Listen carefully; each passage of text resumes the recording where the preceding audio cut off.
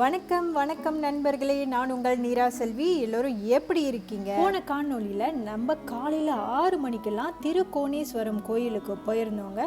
அந்த அமைதியான சூழல், அழகான கடற்கரை, காலையில் ஆளே இல்லை, ரொம்பவே அழகாக இருந்தது. அது முடிச்சுட்டு பக்கத்தில் இருக்கிற இந்த அழகான வியூ பாயிண்ட் லவ்வர்ஸ் லீப்னு சொல்லுவாங்க, இதை பார்த்து முடிச்சுட்டு அது முன்னுக்கு இருக்கிற இந்த இன்னொரு அழகான வியூ பாயிண்ட்ங்க, அந்த காலத்து துறைமுகம், இதெல்லாம் பார்த்து முடித்தோம். இன்றைக்கி நம்ம எங்கே போகிறோன்றதை தான் பார்க்க போகிறீங்க. இது போன காணொலியோட தொடர்ச்சி பகுதியாகும். இன்னும் பல சிறப்பான இடங்களுக்கு போகிறோம். வாங்க என் கூட வீட்டிலிருந்து வீச்சுவலாக ட்ராவல் பண்ணுங்கள். நீரா செல்வி ட்ரிப் உங்களை அன்புடன் வரவேற்கிறது.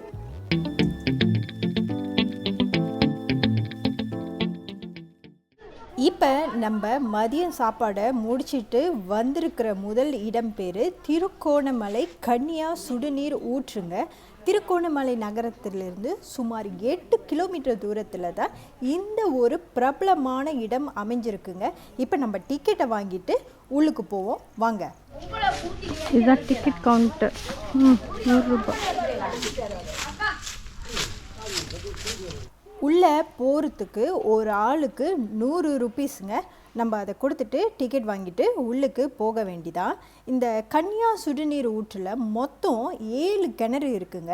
ஒவ்வொரு கிணற்று நீரின் வெப்பமும் கொஞ்சம் கொஞ்சமாக வேறுபடும். அதுதான் இந்த இடத்தோட சிறப்புங்க. இந்த சுடுநீர் ஊற்றுக்கு ஆயிரக்கணக்கான ஆண்டுகளுக்கு முன்பிருந்தே வரலாற்று மற்றும் ஆன்மீக முக்கியத்துவம் இருக்குங்க. புராண கதைகளின்படி ராவணன் தன் தாயார் மந்தோதரிக்காக இந்த கிணறுகளை உருவாக்கினார் அப்படின்ட்டுன்னு எல்லாரும் நம்புகிறாங்க.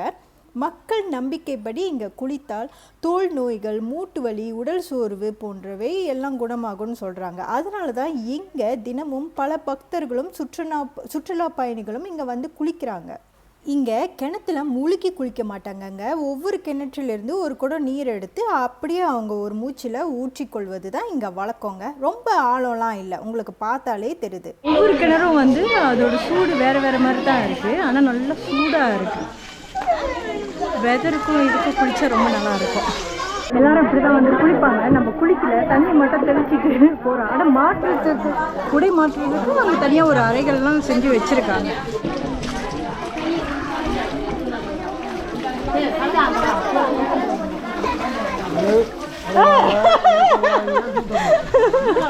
இது என்னத்துல என்ன? இது வந்து அரிசிமா இங்கடா கௌசங்கடா என்னதுன்னு தெரியல. சாக்லேட் அதை வாங்கி சாப்பிட்டே ஆகணும்னு பெருசாக வாங்கியிருக்கேன். சாப்பாடு வாங்கி கொடுத்தா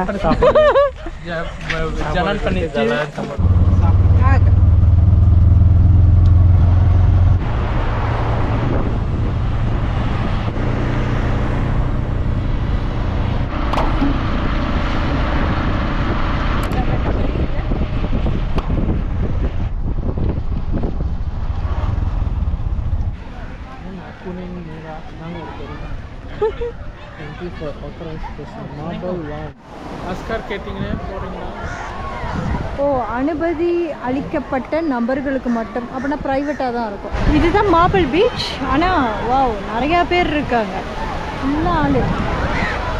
இப்போது நாம் வந்திருக்கிற இரண்டாவது இடம் திருக்கோணமலை மார்பிள் பீச்சுங்க. மார்பிள் கடற்கரை இது திருக்கோணமலை நகரத்திலிருந்து சுமார் 17 கிலோமீட்டர் தூரத்தில் அமைந்திருக்கு. இந்த பீச்சுக்கு ஏன் மார்பிள் பீச் அப்படின்னு பேர் வந்திருக்குன்னா, இங்கே இருக்கிற வெள்ளை மணலும் கண்ணாடி மாதிரி இருக்கிற தெளிவான நீரும் தாங்க. வெயில் அடித்தா கூட இந்த கடல் நீர் பார்த்திங்கன்னா ரொம்பவே சுத்தமாக அமைதியாக இருக்குது. நீங்களே பார்த்திங்கனாலே உங்களுக்கே தெரியுது. அது மட்டும் இல்லைங்க, இந்த இடம் இலங்கை கடற்படை நிர்வகிக்கும் பீச்சுங்க. அதனால தான் இந்த இடம் பார்த்திங்கன்னா ரொம்ப க்ளீனாக சுத்தமாக சேஃபாக இருக்குது. கூட நம்ம வரும்போது பார்த்தோம்னா சைட்டில் அந்த கடற்படை வீரர்கள் தனியாக அந்த கயிறு கட்டி விளாண்டுட்ருக்காங்க. அது அவங்களுக்கு மட்டும் உள்ள இடங்க. இது பேருக்கு ஏற்றா போலேயே மார்பிள் பீச்சு தான். இங்கே பாருங்க, அப்படி எவ்வளோ கிறிஸ்டல் க்ளீனாக இருக்கு. வாவ்,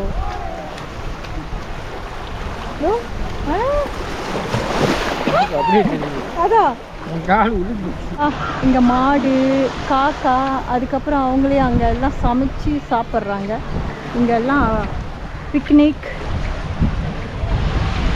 அங்கே நிறைய பேர் இருக்கிறதுனால நாங்கள் இங்கே போனோம். ஆனால் அதுக்கு மேலே போக முடியாது, வந்துட்டோம். அழகான இடம் மார்பிள் பீச், பார்க்க வேண்டிய இடம் தான். பின்னாடி ஆட்டம் பாட்டம் கொண்டாட்டம் அப்படின்னு இருக்குது. இந்தாண்ட ஒரு குரூப் ஃபோட்டோ பிடிக்கிறாங்க, அந்தாண்ட ஒரு குரூப் ஃபோட்டோ பிடிக்கிறாங்க, இந்தாண்ட ஒரு குரூப் டான்ஸ் ஆடுறாங்க, முன்னுக்கு பந்து ஓடுது. ஓ, அவரை புதைச்சிட்டாங்கப்பா. இங்கே பின்னாடி எல்லாம் உடைகள் மாற்றுறதுக்கு செஞ்சு வச்சுருக்காங்க. ஓ, ஃபீமேல் பெண் அப்படின்ட்டு. இங்கே ஸ்விம்மிங், ரிலாக்ஸிங் இல்லை சும்மா கடல் ஓசை கேட்டுட்டு உட்காந்துட்ருக்கிறவே மனசு ரொம்ப லேசாக ஆகிடுங்க. காலை நேரமும் மாலை சூரிய அஸ்தமனமும் இங்கே ரொம்ப அழகாக இருக்கும்னு சொன்னாங்க. அதிக கூட்டம் இல்லை தான். இது ஒரு பீஸ்ஃபுல்லான பீச் எக்ஸ்பீரியன்ஸ் தேடுறவங்களுக்கு இந்த இடம் ரொம்பவே சரியானதுங்க. ஏன்னா மற்ற இடம்லாம் பார்த்திங்கன்னா ரொம்பவே ஆள் கூட்டமாக இருக்கும். நாங்கள் வந்தது வீக்கெண்ட்ஸில், அதனால தான் கொஞ்சம் கூட்டம் அதிகம். ஸ்டில் ஓகே தாங்க. ஏன்னா அந்த கூட்டத்தை பார்த்திங்கன்னா மற்ற பீச் அந்த அழுகம்பேலாம் போனீங்கன்னா அடே அப்பா டூரிஸ்ட் அவ்வளோ குமிஞ்சி இருப்பாங்க. இந்த மாதிரி ஹிடன் ஜெம் இந்த மாதிரி இடத்த நீங்கள் தேடி வாங்க, உங்களுக்கு ரொம்பவே பிடிக்கும். இந்த ரோடு பேர் சீ வியூ ரோட், கடற்காட்சி வீதி. இப்போ நம்ம 3வது இடமா மாலையில் வந்திருக்கிற இடம் பேர் திருகோணமலை சீ வியூ ரோடுங்க. திருகோணமலையிலே ரொம்பவே அழகான ரொம்ப பீஸ்ஃபுல்லான சாலை இதுதான். ஒரு பக்கம் பார்த்திங்கன்னா பாறைகள், மறுபக்கம் முடிவே தெரியாத நீலக்கடல். இந்த ரோட்டில் ட்ராவல் பண்ணும்போது மனசு ரொம்பவே நிம்மதியாக இருக்குங்க. நீங்கள் வண்டியில் போகிறதா இருந்தாலும் இல்லை பைக் ரைட்டாக இல்லை நீங்கள் நடந்து போனாலும் இந்த சீ வியூ ரோட் எக்ஸ்பீரியன்ஸ் ரொம்ப உங்களுக்கு ஸ்பெஷலாக இருக்கும். ஏன்னா நீங்கள் உட்காந்துருக்கிறப்பே இந்த காற்று, கடலோசை, இந்த வியூ எல்லாமே ஒரு பர்ஃபெக்டான கொம்போங்க. இந்த ரோட்டில் போகும்போது நிறைய இடங்களில் ஸ்டாப் பண்ணி நீங்கள் ஃபோட்டோ, வீடியோஸ் எல்லாமே எடுக்கலாம். சன்ரைஸ், சன்செட் இங்கே ரொம்பவே அழகாக இருக்கும். நம்ம வந்திருக்கிறது சன்செட் டைம்ங்க. சூரிய அஸ்தமனாவதை நீங்களே பார்க்கலாம், ரொம்பவே அழகாக இருக்கும். இந்த சீ வியூ ரோட்டில் தான் மற்ற சைட் சீயிங் போகிற வழிகள்லாம் இருக்குது. அதனால தான் இந்த ரோட்டே ஒரு மினி சைட் சீயிங் மாதிரி அப்படின்னு சொல்லுவாங்க. திருகோணமலை வந்தால் இந்த சீ வியூ ரோட்டில் ஒரு ஸ்லோ டிரைவ் இல்லைன்னா சைலண்டான ஒரு வாக் கண்டிப்பாக நீங்கள் ட்ரை பண்ணணும்.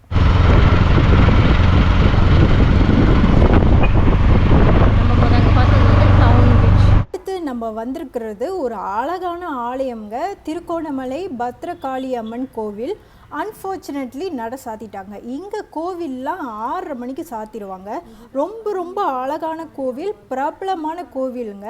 இந்த ஆலயம் அம்மன் பக்தருக்கு மிகுந்த சக்தி உள்ள கோவிலாக நம்பப்படுகிறது. இந்த கோவிலோட விசேஷம் என்னன்னாங்க, இந்த கோபுரம், சிலைகள், முக்கியமாக உள்ள நீங்கள் நுழையும் போதே ஒரு விதமான ஒரு உணர்வு ஏற்படும். ஏன்னா அந்த சிலைகள்லாம் அவ்வளோ வினோதமாக அவ்வளோ அழகாக இருக்கும். அதனால இப்போ நம்ம கிளம்பி நம்மளோட கெஸ்ட் ஹவுஸ்க்கு போயிட்டு நாளைக்கு காலையில் 6 மணிக்கெலாம் இந்த கோவிலுக்கு வரோம். அதை முடிச்சுட்டு கெஸ்ட் ஹவுஸ் போயிட்டு குளிச்சுட்டு அப்படியே நடந்து இந்த கடற்கரை பகுதிக்கு வந்துட்டோம். ஏன்னா இன்றைக்கி எங்களோட டின்னர் இந்த கடற்கரை ஓரத்தில் இருக்கிற ரெஸ்டாரண்ட்டில் தான். அழகாக இந்த மணல்லே டேபிள்லாம் போட்டு விளக்கெல்லாம் வச்சு, அதுவும் பேக்ரவுண்டில் தமிழ் பாட்டு, அப்பப்பா என்ன ஒரு வைப்ஸ். ரொம்பவே நல்லா இருந்தது. சாப்பாடும் நல்லா இருந்தது, வெஜிடேரியன் இருந்தது. முக்கியமாக இங்கே சீ ஃபுட் நல்லாயிருக்கும், ட்ரை பண்ணுங்கள், ரொம்ப நல்லா இருந்தது. காலை வணக்கம் நண்பர்களே. மணி இப்போ 5. நம்ம பேக்கெல்லாம் பேக் பண்ணிவிட்டு 5:30 மணிக்கு இங்கேருந்து கிளம்புறோம் பத்ரகாளி அம்மன் கோயில் போகிறதுக்கு. இங்கேருந்து ஒரு 10 மினிட்ஸ், அதை முடிச்சுட்டு 7 மணிக்கு வந்துட்டு பசியாறிட்டு 8 மணிக்கு நம்ம இங்கேருந்து கொழும்பு கிளம்புறோம். அதுதான் இப்போ காலையில் உள்ள பிளான். 5:48 இதெல்லாம் காலையில் பார்த்தா தான் அழகாக இருக்கும்.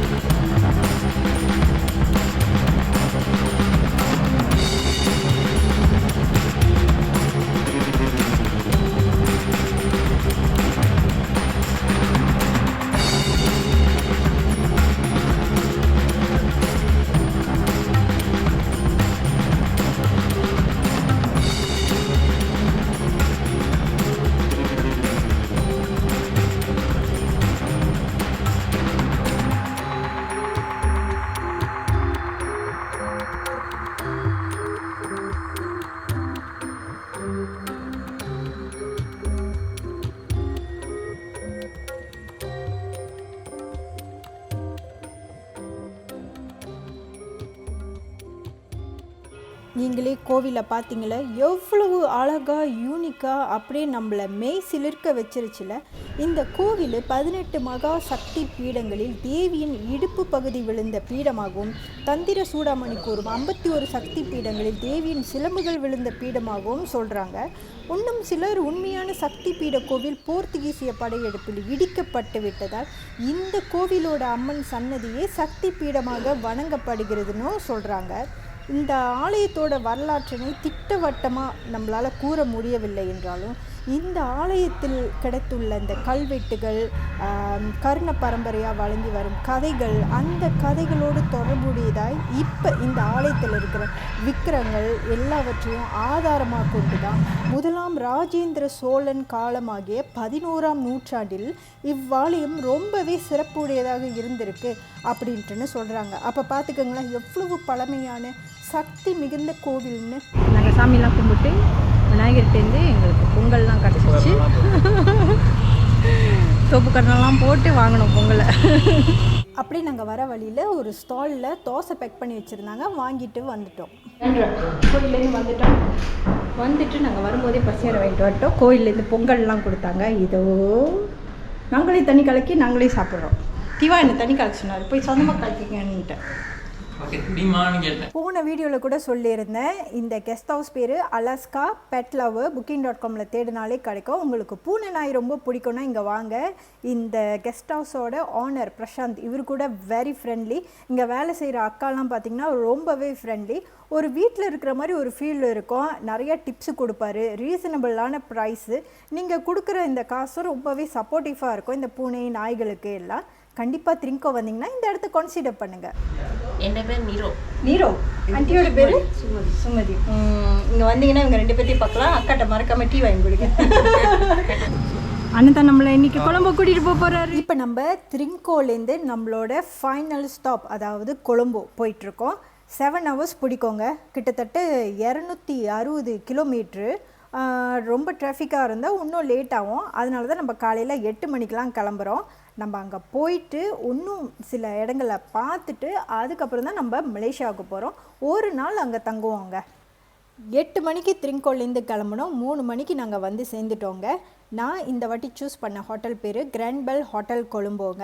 அண்ணன் தான் எனக்கு அந்த டாக்ஸி பேசி விட்டார். 33,000 ஸ்ரீலங்கன் ருபீஸ் எங்களுக்கு சார்ஜ் பண்ணாங்க. நாங்கள் 3 பேர் ஷேர் பண்ணிக்கிட்டோம். நான் புக் பண்ணது 2 ரூம்பு, ஒன்று சிட்டி வியூ, ஒன்று சி வியூ. அவங்களுக்கு தான் சி வியூ ரூம்பு. ஆனால் எனக்கு ஃப்ரீயாக நான் செக்இன் பண்ணுறப்ப அப்கிரேட் பண்ணி கொடுத்துருக்காங்க. நைஸ். ஆராய்கிறார்கள்.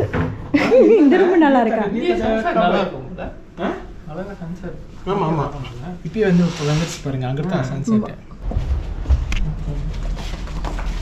ஓகே. ஏன்னா அவங்களுக்கு அந்த பெட்டு இது பண்ணனால இடம் ட்வின் பெட்டுனால. ஓகே மேபி இது வந்து கொஞ்சம் லார்ஜாக இருக்குது.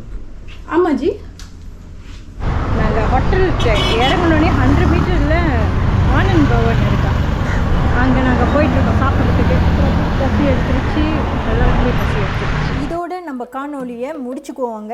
இந்த காணொலி உங்களுக்கு பிடிச்சிருந்து இன்ஃபர்மேட்டிவாக இருந்திருந்தால் மறக்காமல் லைக் பண்ணி கமெண்ட் பண்ணி ஷேர் பண்ணுங்கள். நீங்கள் கொடுக்குற உற்சாகத்தில் தாங்க நான் இந்த மாதிரி பல தரமான வீடியோக்களை போட்டுக்கிட்டே இருக்க முடியும்.